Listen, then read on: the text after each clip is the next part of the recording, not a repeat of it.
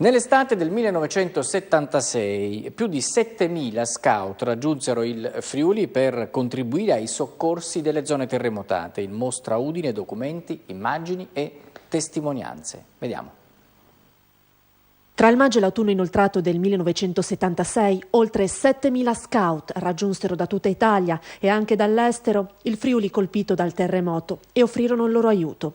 A questa intensa esperienza e testimonianza di solidarietà è dedicata la mostra Friuli 1976 Mani per Servire, organizzata dal Centro Documentazione Scout della GESCI e proposta a Udine fino al 26 febbraio negli spazi della Casa della Confraternita, sul Colle del Castello.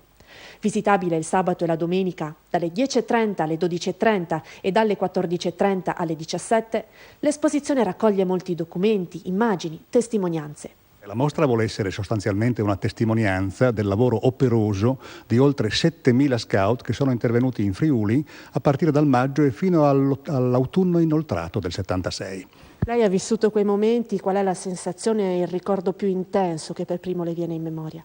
Beh, il ricordo più intenso è che già il 7, quindi il giorno successivo alla scossa di maggio, insieme agli amici del mio gruppo scout, allora avevo molti anni in meno, come puoi immaginare, ci precipitammo alla sede della Croce Rossa di Udine. Non sapevamo che cosa avremmo potuto chiedere o fare e ci venne chiesto di caricare su alcune ambulanze le tende del nostro gruppo, che portammo a Oseacco in Val di Resi al giorno stesso e le montammo.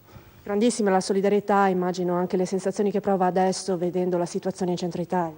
Sì, sono cose che ti fanno scorrere dei brividi lungo la schiena perché inevitabilmente sei catapultato all'indietro, sei catapultato a quel 76 tremendo per tutti noi friulani, ma che è stato anche motivo di riscatto. Qui siamo in un altro angolo, in presenza di un documento di cui andate particolarmente fieri.